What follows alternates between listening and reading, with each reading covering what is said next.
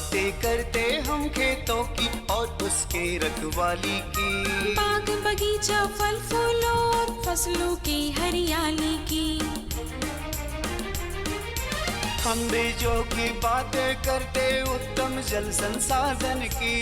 हम तकनीकी बातें करते फसलों के उत्पादन की।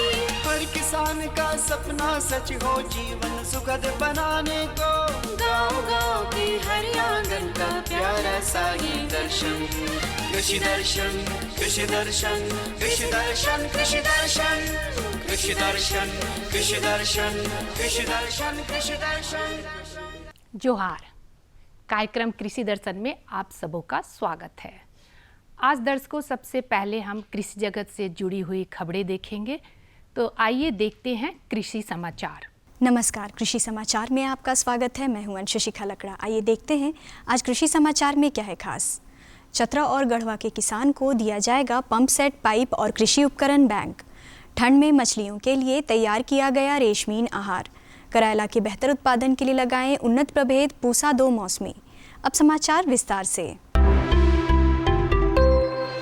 चतरा और गढ़वा जिला के किसानों को पंप सेट, पाइप और लघु कृषि उपकरण बैंक के लिए अनुदान देने की योजना है।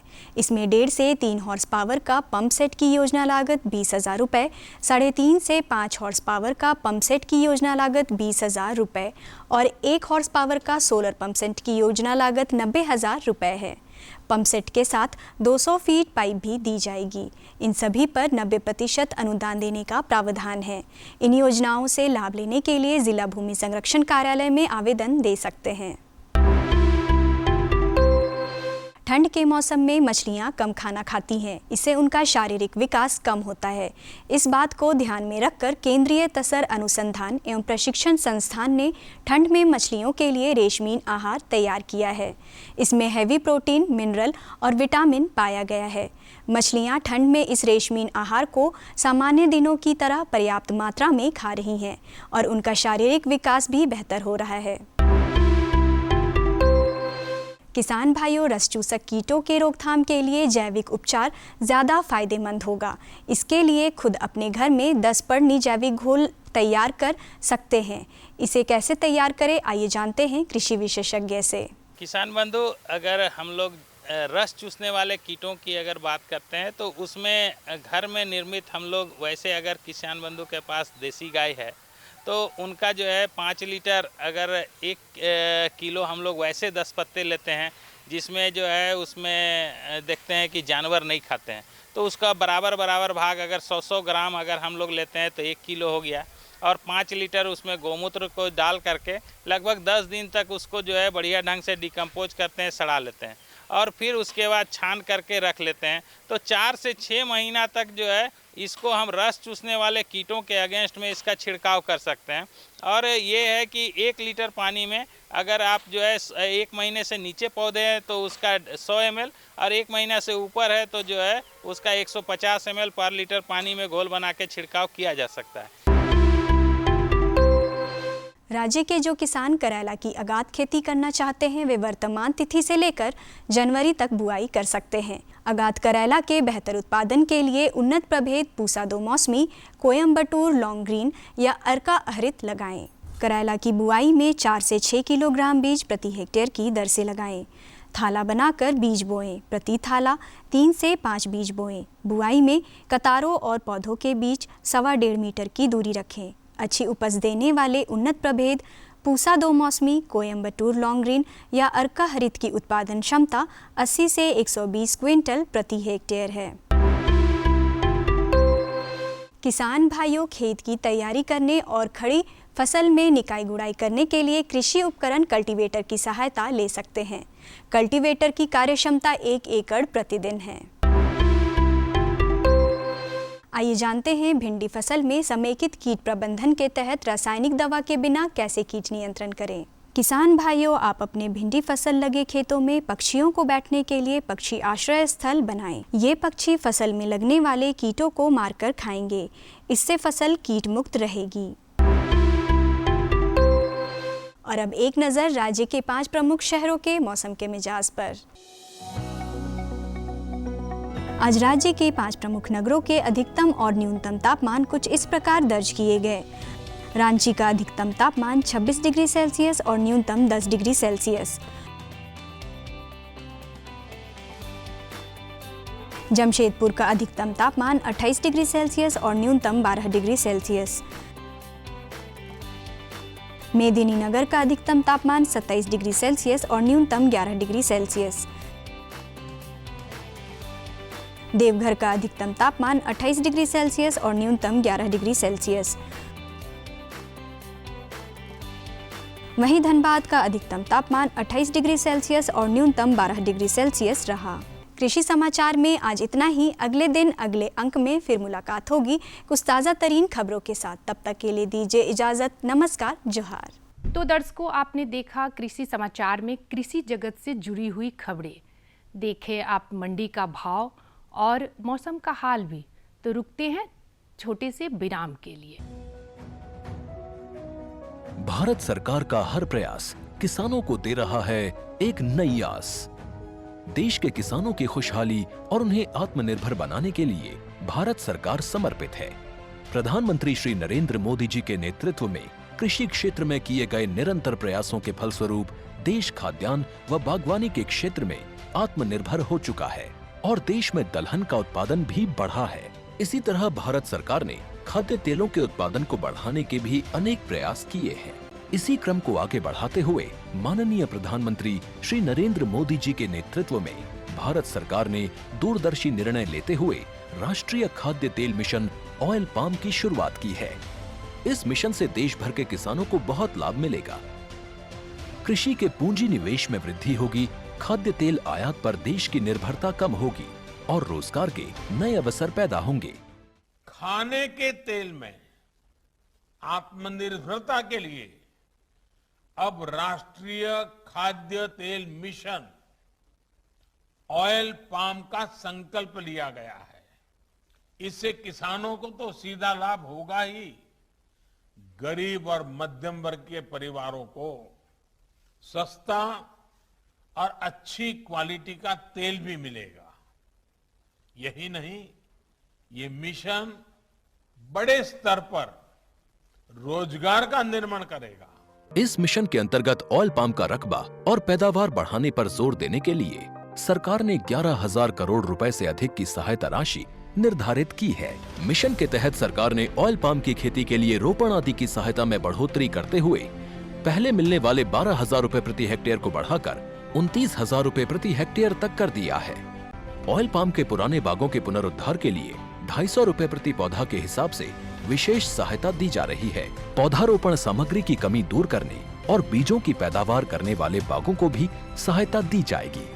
इसके तहत 15 हेक्टेयर ऑयल पाम उद्यान के लिए 80 लाख रुपए तक की सहायता राशि दी जाएगी। इसके अलावा नर्सरी विकास के लिए 40 लाख रुपए तक तय किए गए हैं।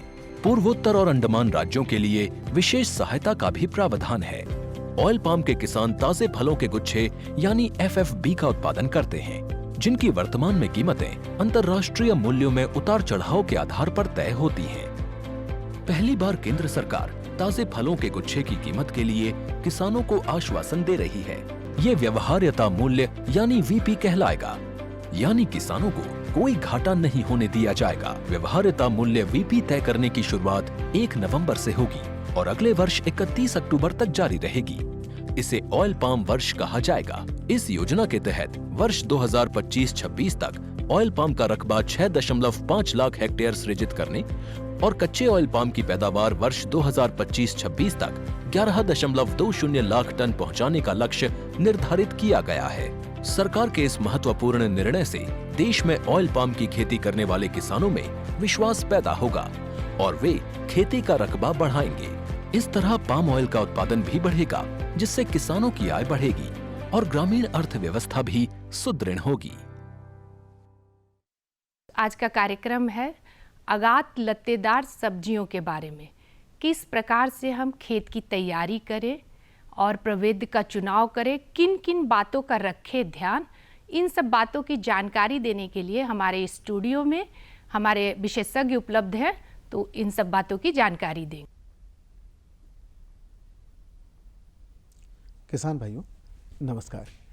कृषि दर्शन के आज के इस अंक में आप सभी का स्वागत है। किसान भाइयों, अभी ठंड की सिहरन शवाब पर पहुंची भी नहीं है कि हम अगर गर्मा फसलों की बात करें तो आपको थोड़ा सा आश्चर्य होगा, लेकिन कहते हैं ना कि समय से पहले अगर कोई काम किया जाए, सही जानकारी के साथ काम किया जाए और समय से पहले अगर जानकारी मिल जाए तो हमारे लिए काफ़ी महत्वपूर्ण होता है, काफ़ी लाभदायक होता है।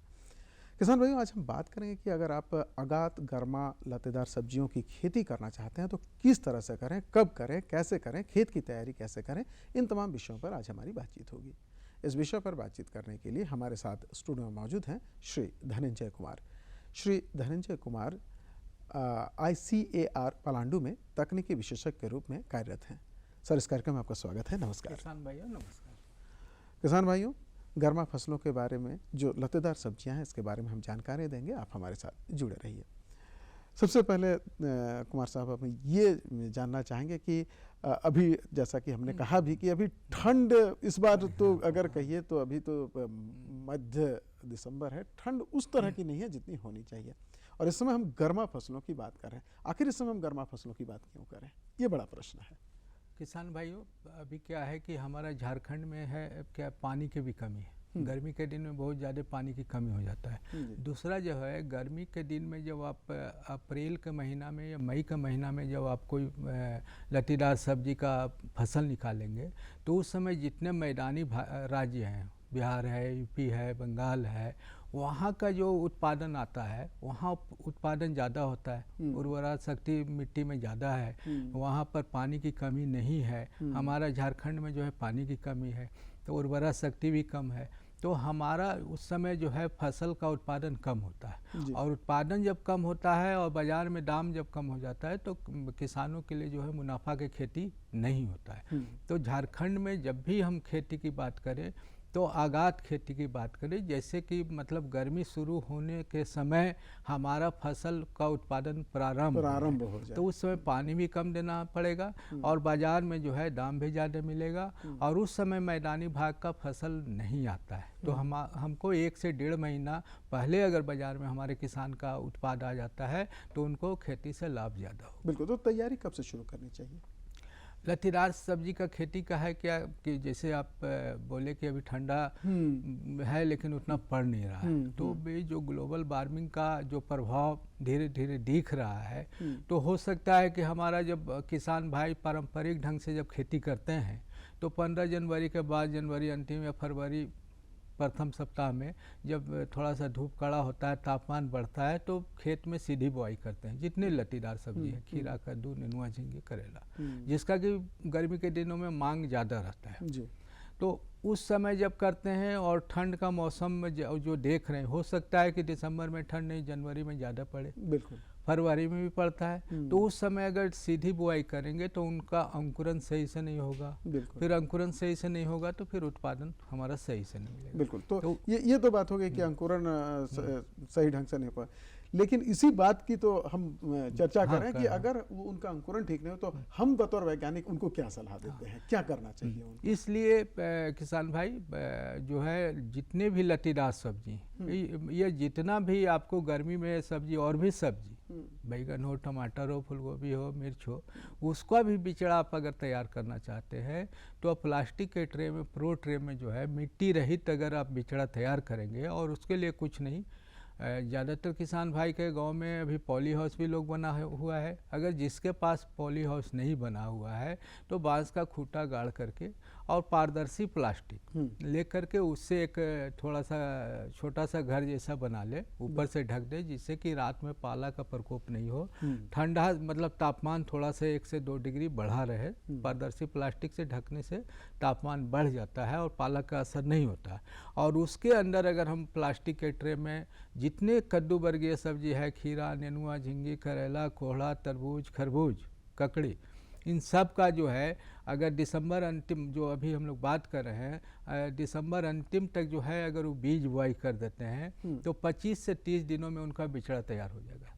और जब बिचड़ा तैयार हो जाएगा तो हम उसको रोपाई करेंगे। जब रोपाई करेंगे तो ठंडा अगर जनवरी या फरवरी में बढ़ेगा भी तो बिचड़ा पर उतना असर नहीं होगा जितना कि हम अगर सीधी बुआई करते हैं तो अंकुरन पर असर होता है। यहाँ हमारा अंकुरन हो गया है, हमारा बिचड़ा जो है 25 से 30 दिन का हो गया है। उस बिचड़ा को अगर हम रोपाई करते हैं तो उससे जो है एक तो कि आपको समय का बचत हुआ, दूसरा जो है 1 महीना तक पानी देने, दवाई देने, लेबर कॉस्ट सब बचत हुआ और आप आगात आ गए।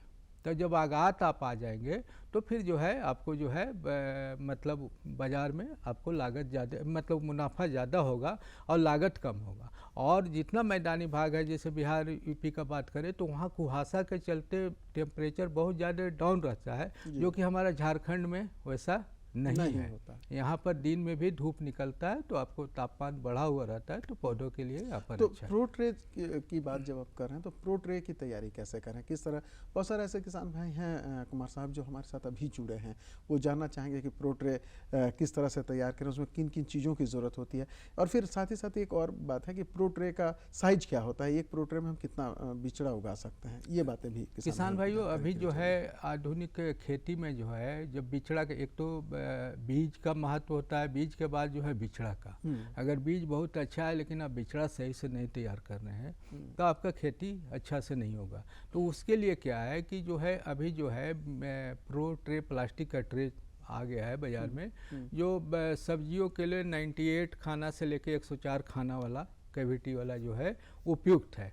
अगर कोई किसान भाई चाहते हैं कि नहीं थोड़ा सा और बड़ा में करें तो 50 वाला भी ट्रे आता है, 50 खाना वाला, और जो पपीता का करना चाहते हैं तो 40 वाला आता है। लेकिन ज़्यादातर सब्जियों के लिए जो हम लोग लतीदार सब्जी का बात कर रहे हैं या अन्य जो सब्जी जिसका बिचड़ा तैयार होता था, पहले एक चीज़ और है कि ज़्यादातर किसान भाई के इसके जानकारी नहीं है कि कद्दू वर्गीय सब्जियों का भी बिचड़ा तैयार किया जा सकता है। लेकिन इस तकनीक में जो है कद्दू वर्गीय सब्जियों का बिचड़ा तैयार करके रोपाई करने से उनका खेती का लागत कम होता है, बीज कम लगता है, 1 महीना तक जो है उनको खेत में काम करने से बच जाते हैं, दवाई का खर्चा बचता है, पानी का बचता है, तो इन सब बातों को फायदा होता है। तो प्रो ट्रे में जो एक तो प्लास्टिक का ट्रे है जो आप 4 से 5 बार प्रयोग कर सकते हैं, हाँ। और 25 से 30 रुपया में एक ट्रे मिलता है। अच्छा, मतलब बहुत कीमत बहुत ज़्यादा नहीं है इसकी। तो और उसमें 98 से 98 से 104,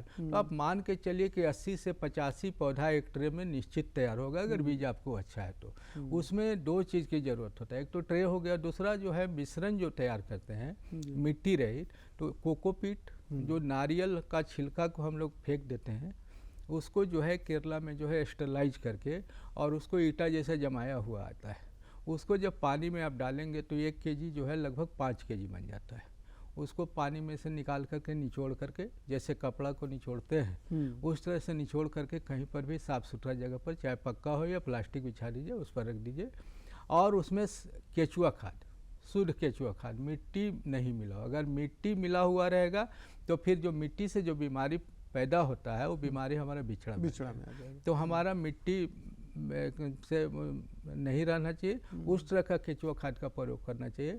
उसको दोनों को जो है आधे आध, जैसे कि मापी के हिसाब से, मान लिया आप कोकोपीट निचोड़ करके निकाले और 1 बाल्टी हुआ तो 1 बाल्टी उसमें केचुआ खाद मिला दीजिए, दोनों को अच्छी तरह से मिक्स करके प्लास्टिक के ट्रे पर डाल दीजिए। डालने के बाद जो है मोटा वाला उंगली से या कुछ इस तरह का आप जुगाड़ कर लीजिए, हल्का सा दबा दीजिए कि 2/3 भाग भर जाए और 1/3 खाली रहे। अब जो है जहाँ लतीदार सब्जी का बीज बुआई का बात कर रहे हैं, तो जितने भी नुकीला, मतलब लतीदार सब्जियों में क्या है कि एक तरफ से जड़ निकलता है और एक तरफ से तना निकलता है जी।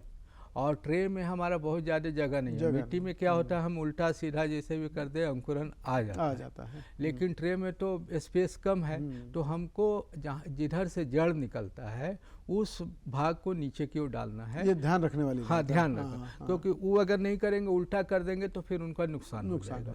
तो उस तरह से बीज लगा करके गड्ढा करके रखेंगे और नमी बना करके रात में उनको ठंडा से बचाव करना है। चाहे प्लास्टिक डाले या ऊपर पुआल डाल करके भी, अगर प्लास्टिक नहीं है तो गांव में अभी पुआल उपलब्ध है, पुआल को भी ऊपर रात में अगर डाल देंगे तो वहाँ पर गर्मी बन जाएगा। चारों तरफ से जो है मच्छरदानी जो सफ़ेद रंग का कपड़ा आता है उससे वो ढक दें और उसके ऊपर से पुआल गर्मी बनाने के लिए भी डाल देंगे तो उससे भी उनका बिछड़ा तैयार हो जाएगा। प्लास्टिक की कोई ज़रूरत नहीं पड़ेगी। अपने गांव में जो भी उपलब्ध है उसी से कर ले। खाली जो है मच्छरदानी लगाने से क्या होगा कि जो है गांव में जानवर से भी बचाव होगा। मुर्गी उर्गी भी आकर के आपको जो है वो खा जाता है, बर्बाद कर देता है और कीड़ा मकोड़ा से भी पौधा को नुकसान नहीं होगा। तो इस तरह से अगर करते हैं तो उनका जो है बिछड़ा तैयार होगा और उसका रोपाई। बहुत महत्वपूर्ण बातें आपने बताई कि किस तरह से प्रो ट्रे की तैयारी की जाए और किस तरह से बिछड़ा लगाया जाए। लेकिन जब बिछड़ा तैयार हो जाए तो फिर खेत की तैयारी की बात हम करेंगे। खेत की तैयारी में क्या सावधान है? एक बात और डॉक्टर साहब हम जानना चाहें कि जो आगाद खेती करते हैं उसके लिए बिछड़ा भी अलग तरह का, बीज भी अलग तरह का चुनना चाहिए किसान भाई? नहीं, जो किसान भाई जो आप बीज लगाते हैं उसी बीज को हमको प्रो ट्रे में लगाना है। हाँ, ये जानना जरूरी है। प्रो ट्रे में वही बीज लगेगा। सिर्फ है कि होता क्या है ना कि अभी भी जो पारंपरिक ढंग से हम बोले कि फरवरी के पहले आप नहीं कर सकते और अगर आप दिसंबर का महीना में कर दे रहे हैं, जनवरी में आपका रोपाई हो जा रहा है तो आपका फसल का तुड़ाई मार्च से प्रारंभ हो जाएगा तो उस समय बाजार में दाम ज़्यादा रहता है। और अगर सीधी बुआई करेंगे तो आपका तुड़ाई जो है अप्रैल में होगा तो उस समय फिर रेट कम होगा। और एक चीज़ और होता है, जितने कद्दू वर्गीय सब्जियाँ हैं उसमें एक ही पौधा में नर और मादा फूल अलग अलग होता है जी। उससे क्या होता है, जब तापमान 35 डिग्री से ऊपर जाता है तो नर फूल की संख्या ज़्यादा होता है और मादा फूल की संख्या कम होता है। मादा फूल का मतलब जो भतिया लग रहा है, जो फल बनेगा, तो जब फल की संख्या कम होगा तो उत्पादन कम होगा। 35 डिग्री से नीचे जब तापमान रहता है, जो हम लोग बसंत ऋतु बोलते हैं, उसमें क्या है कि मादा फूल की संख्या ज़्यादा आता है। तो उस समय अगर तापमान कम है, 35 से नीचे है और आपका फूल आना प्रारंभ हो गया है तो फलन ज़्यादा होगा। तो उसका भी है। दूसरा है कि हमको पानी भी कम देना पड़ता है। जैसे जैसे तापमान बढ़ेगा हमको पानी ज़्यादा देना पड़ेगा। तो ये सब जो है हमको फ़ायदा है। और एक और है कि जैसे जब हम पारंपरिक ढंग से खेती कर रहे हैं तो उसमें हमको पहले खेत तैयार करना पड़ता है और तब बीज बुआई करना पड़ता है। यहाँ पर आपको खेत पहले नहीं तैयार करना है। यहाँ पहले आप बीज का तैयार पौधशाला तैयार कीजिए और आपके पास 1 महीना समय है। इस 1 महीना के समय में जो है आप अच्छी तरह से खेत को तैयार करके और पौधा जब तैयार होता है तो उसका रोपाई कर दें। बिल्कुल। तो खेत की तैयारी में भी कुछ खास बातें खेत की तैयारी में देखिए, जैसे कि 2 तरह का किसान अभी हमारे झारखंड में है। एक तो टपक सिंचाई वाले, तो टपक सिंचाई वाले किसान तो बेड बना करके मल्चिंग करके कर रहे हैं। जो पारंपरिक ढंग से किसान खेती करते हैं लतीदार सब्जियों का, उनको ध्यान देना चाहिए कि गर्मी में हम पानी का बचाव कैसे करें। अगर हम पारंपरिक ढंग से कर रहे हैं, किसी कारण बस टपक सिंचाई का नहीं लगा पाए हैं, तो कैसे करें। उसके लिए क्या है कि एक नाली बना करके और जो जड़ वाला भाग है जहाँ पर पौधे की रोपाई करेंगे, बीज बुआई करेंगे, उसका चौड़ाई कम रखें और पानी सिर्फ हम जड़ वाला भाग में दें। लत्तर जो है हमारा सूखा हुआ जगह पर, ज़्यादातर खेती में क्या होता है कि पूरे खेत में पानी देते हैं। उससे क्या होता है कि एक तो फल भी सही से खराब हो जाता है, सड़ जाता है। जब मिट्टी में जब नमी ज़्यादा होगा और फल जब मिट्टी के संपर्क में आएगा तो फल जो है सड़ता है, खराब हो जाता है। दूसरा जो है गर्मी में हमको पानी बर्बाद होता है और पौधा जड़ से पानी लेता है, कोई तना से पानी लेगा नहीं। तो हम कम पानी के लिए नाली में बना करके और नाली में ही उसको रोपाई करें और 2 मीटर 2.5 मीटर जैसा है। मान लीजिए कि आप खीरा करेला लगा रहे हैं, बिल्कुल तो ये भी एक बड़ा प्रश्न है कि जब हम लगा रहे हैं तो उसकी दूरी क्या होनी चाहिए? तो लाइन से लाइन की दूरी जो है 2 से 2.5 मीटर। करेला, खीरा, खरबूज, इसमें जो खरबूज की भी खेती है बहुत बड़े पैमाने पर हो रहा है करना। और जिसका लत्तर ज़्यादा लंबा होता है, जैसे झिंगी है, नेनुआ है, तरबूज है, कोहड़ा है, कद्दू है, इसका जो है 3 मीटर रखना चाहिए। तो एक लाइन से दूसरे लाइन की दूरी 3 मीटर और एक पौधा से दूसरे पौधा की दूरी 50 सेंटीमीटर। तो उस तरह से करके और मान लीजिए कि हम 3 मीटर पर कोई लगा रहे हैं तो जहाँ पौधा लगाएंगे हम 50 सेंटीमीटर का नाली बना देंगे, उसी में रोपाई करेंगे और उसी में पानी देंगे तो हमारा पानी का बचत होगा। और पानी हम ज़्यादा, मतलब गर्मी में क्या है कि आपको 2 से 3 दिनों में पानी देने की आवश्यकता होती है। तो आप 2 से 3 दिन में देंगे तो पानी का बचाव होगा। दूसरा कि जो खाद और उर्वरक हम डालेंगे उस नाली में ही डालेंगे। जो भी आप गोबर खाद डाल रहे हैं, चूना डाल रहे हैं, खली डाल रहे हैं, उसको उस नाली में ही डालिए। तो जहाँ पर जड़ है उस आसपास जब आपका जो खाद उर्वरक रहेगा तो हमारे पौधों को पोषण ज़्यादा मिलेगा। और एक चीज़ और रहेगा है कि यहाँ जब भी खेती करें तो अम्लीय मिट्टी है, चूना का प्रयोग अवश्य करें। चूना का प्रयोग करें। खेत तैयार करते समय मतलब जहाँ पर आप पौधा का रोपाई करेंगे, चूना है, नीम का खली या करंज का खली, गोबर की खाद और रासायनिक खाद की जो अनुशंसित मात्रा है, जो उनको मिट्टी जांच में बताया गया है, उस तरह से उनको प्रयोग करना चाहिए। बिल्कुल। तो जैसे आप बता रहे थे कि हम लोग अमूमन देखते हैं कि जब बरसात के मौसम में कुछ सब्जियां होती है तो हम लोग उसके लिए सहारा देते हैं। तो क्या इस मौसम में जब हम खेती कर रहे हैं, क्योंकि वो तो लतर फिर बढ़ेगा और फल भी लगेंगे, ज़मीन के संपर्क में आने से खराबी भी हो सकती है, तो उसके लिए क्या सलाह देना चाहेंगे आप? देखिए, सहारा दे भी सकते हैं गर्मी के मौसम में और सहारा न भी दे सकते हैं। अच्छा। लेकिन अगर हम सहारा देते हैं तो हमारा वहाँ पर पौधों की संख्या प्रति एकड़ या प्रति हेक्टेयर या प्रति कट्ठा जो है ज़्यादा हो जाता है। और इस जमीन का हम वर्टिकल जब उपयोग करते हैं तो जो है हमारा उत्पादन ज़्यादा होता है। और दूसरा जो है फल का साइज, फल का गुणवत्ता सहारा देने पर भी अच्छा होता है। और गर्मी के दिनों में भी हमारे अनुसंधान केंद्र पलांडू में जो है जितने लत्तीदार सब्जी है, कोहड़ा, तरबूज और खरबूज, जिसका कि फल का वजन ज़्यादा बड़ा होता है, उसको छोड़ करके सभी खीरा है, करेला है, नेनुआ, झिंगी है, इनको जो है आप सहारा दे करके अगर करते हैं तो आपका उत्पादन भी ज़्यादा होगा। और दूसरा, सहारा से एक और फ़ायदा होता है। गर्मी के दिनों में जो है कभी कभी जो है आपको पत्थल उथल पड़ता है जी। पत्थल उथल आप फरवरी के महीना में भी देखेंगे, मार्च में भी पड़ता है। उसमें क्या होता है कि जब हमारा लतर जमीन में है तो उसमें बर्बाद ज़्यादा होता है। सहारा जब रहता है तो उसमें उस पर कम होता है। बिल्कुल। तो किसान भाइयों, अगर आप आगाद गर्मा लतेदार सब्जियों की खेती करना चाहते हैं तो निश्चित रूप से जो जानकारी आज धनंजय कुमार जी ने दी उससे आपको काफ़ी लाभ मिलेगा। सर, आपने बहुत अच्छी जानकारी दी, निश्चित रूप से किसान लाभान्वित होंगे। आपका बहुत बहुत धन्यवाद। किसान भाइयों, आपसे भी चाहेंगे इजाज़त। किसान भाइयों, नमस्कार।